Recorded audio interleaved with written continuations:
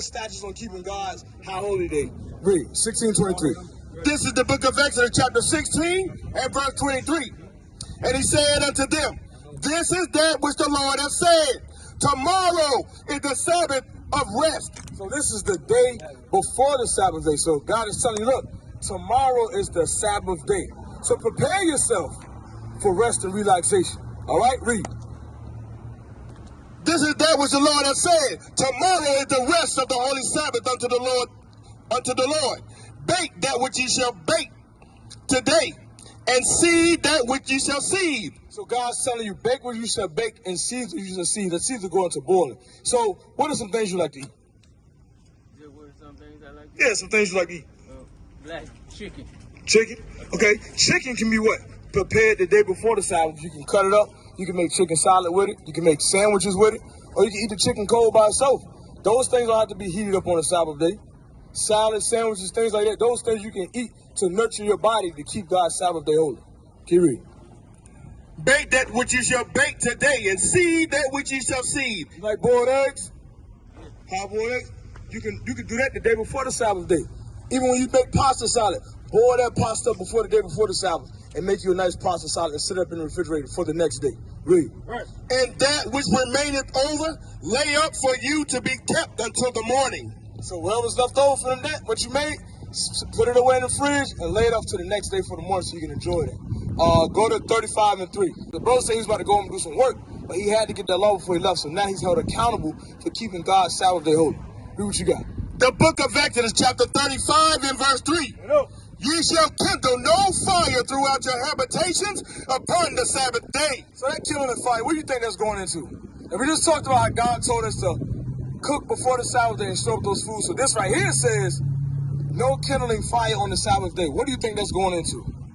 Because to some people that's unlearned, it may sound like a contradiction if I read 16 first and then now I'm on 35. What do you think that's talking about? Well, I couldn't answer it, but I want to get from you. Okay, so this is going into cooking. So today, fast forward, that heating up your food be what? Microwaves, stoves, grills, conventional ovens. Those are the talking about. So it's not saying you can't have a hot bath, because some people have gas furnace to heat their water. It's saying you can't take a hot shower. It's not saying you can't keep your house warm during the summer. It's reasonable. Right. It's not rigorous. It's not hard to keep. So it's not saying you can't keep your house warm during the wintertime when it's hot with a fireplace. No, that's not what it's saying. God's saying to keep the Sabbath day holy, so not going into cooking. And even when you are keeping your house warm, say you do have a fire to keep your house warm, you should be preparing and chopping that wood up throughout the week to have it stored up for the Sabbath day to keep the house warm. So you don't have to be working on hard on God's Sabbath day. Right. More on that? All right, so let's jump to Nehemiah chapter 10. So God told us no working on the Sabbath day, no cooking on the Sabbath day, and now he's going to go into something else on the Sabbath day. That's one of the reasons God set us up in the chief place to conquer. Y'all probably already know what the black man have a problem with. That black woman don't want to, conform. You dealing with that right now? Yeah. Your spirit is speaking out, I can tell. Yeah. We're going to deal with that too. All right, give what you got. The book of Nehemiah, chapter 10 and verse 31. And if the people of the land bring ware or any victuals on the Sabbath day to sell. You know what victuals are, right? It's going to foods and goods, any victuals to sell on the Lord's Sabbath day. Read. That we would not buy it of them on the Sabbath day. So for my own people, if anybody else would try to come to our gates to buy and sell on that day, we will forbid it. We will say, no, not right now. This is the Lord's Sabbath day. We're not buying or selling or trading anything today. We're keeping God's Sabbath day holy, because guess what that entails? That's going into work. A lot of things, what do we buy and sell on the Sabbath day? Food. Right. So that is going into cooking. Right. So now you breaking God's Sabbath day by cooking, you're working, you're buying, you're selling, you're trading. Sin is all going into one bunch. So what's going on in the store right here? Our people going back and forth, to and fro, buying, selling. If they do, most corner stores in our community cook food. And most of those food is being cooked by what? Our people. And who's putting our people into these sins? Other nations. Right. Because generally other nations own these stores. Right. Ishmaelites, which is so-called Arabs. Moabites, which is so-called Chinese. You know what I'm saying? The Koreans own a lot of these stores. It cause our people to sin. And God told us in the Bible, don't do that. You got more than that, officer? I'll read it again from the top. Sure. The book of Nehemiah, chapter 10 and verse 31. And if the people of the land bring ware or any victuals on the Sabbath day to sell, that we would not bite of them on the Sabbath day or on the holy day. So what should we not be doing on God's Sabbath day? Because you already familiar, you already know who we are. You already know you're an Israelite. Because you say you're going to visit us in the school of Newport News. So on God's Sabbath day... I saw it there, you know. I saw it when it was being built. And then y'all moved to another location. Yeah, trying come to visit. find that location. Yeah, call them on the back, come visit. Yeah. But what should we not be doing on God's Sabbath day? Should not be working. Yup. That's one of the main that we definitely what else? Be working. Buying and selling. Yeah, right. And cooking. Clean all those things. Keep the Lord's Sabbath day holy. So now, you was talking about the woman, right? Go to 1 Corinthians chapter 11 and verse 3. Then we will deal with this woman. Because a lot of things in this society, in America, we're out of order. How you doing, sister? Huh? I told him I got to go. You gotta go. Yeah. Sister Jack, I want to show you something. I want to see if your spirit bear witness with this right here. No, sis, you got time, sis. Watch this. 1 Corinthians 11 and verse 3. Sister Jackie, you need this, Sister Jackie. Read what you got. This is the book of 1 Corinthians, chapter 11 and verse 3. Because a lot of our people, Sister Jackie, don't like correction. Right. Especially the black woman. Right. They don't want to be reproved. Especially by the black man, the one that's been set up over them. So when you having issues, watch this. Read what you got. But I will have you know that the head of every man is Christ. So here's the order. The head of the man is Christ. Read. And the head of the woman is the man. Who's the head of the man? And who's the head of the woman? The man. The man is the head of the woman. So you got Christ, you got the man. Read. And the head of Christ is God. So you got God, the Most High God. You got Christ, you got the man, you got the woman. Who comes after the woman?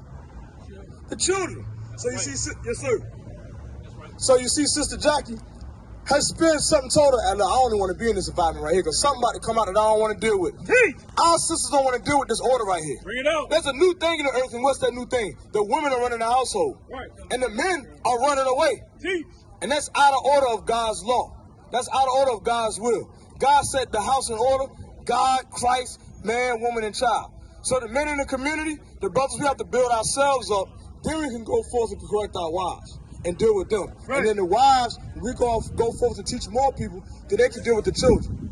So are you saying that us getting our behavior together where we don't go reckless and get a woman a child and she end up saying she don't want no man, and you know what I mean? She talking about she don't need the man to raise her children. I'm sorry, say it one more time for me, bro. I said, we as brothers, I guess, got to, control our behavior, not to mess with these sisters. We'll have no intention of being with the family and making our family and staying there. You know what I mean? Watch this. Give me Result 76. Because one of the major factors that's destroying our community in a whole is the family structure.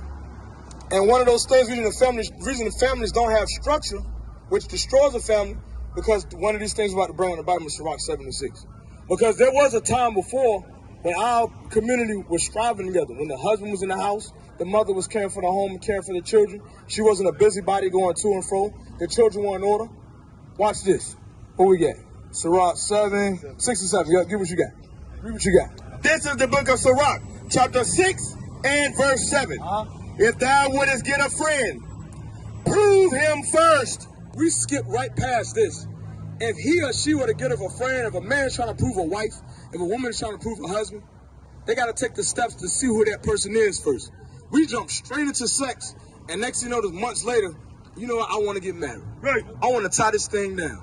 And guess what? 3 months later, not even a year into the relationship, now she's pregnant. Now once the baby comes, you know what? This boring, I don't want to be with him no more. This boring, I don't want to be with her no more. Now somebody on child support. Now anger and strife is involved amongst each other. Now the community is being divided. Now whoredom is starting to spread through the community because this brother don't want to be dealt with, the sister don't want to get married, or maybe the brother want to get married and the sister don't want to get married, or maybe the sister want to get married and the brother don't want to get married. All this confusion could have been alleviated if you would have applied this scripture right here. Read it again. If thou wouldest get a friend, if you would have tried to find a wife, or a woman was trying to find a husband, what they need to do? prove him first. Prove them worthy of marrying. Laying down and having sex with them is not proving them being worthy of being married. Because guess what? Eventually, both of y'all gonna get old. Her lips gonna dry up and your thing gonna be able to swing no more. Everything is gonna be dead. So y'all gotta build a foundation off of conversation, off of love for each other's intellect, not off of sexuality or what you can do for each other. This is one of the major factors that's been missed our community. And guess what happened? The first attack on our people from Satan, he attacked the marriage. That's right. The marriage is the foundation of a strong nation, a strong community. Because you have a strong marriage, the husband and wife, and the man is leading, and the wife is humble and obedient to her husband, and follow his rule and righteousness according to this Bible.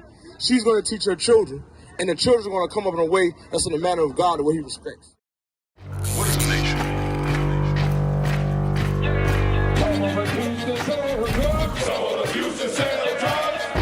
Nation is men leading by example.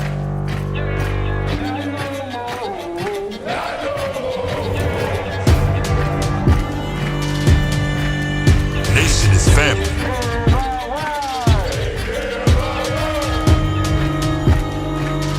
Nation is community. Nation is children with role models.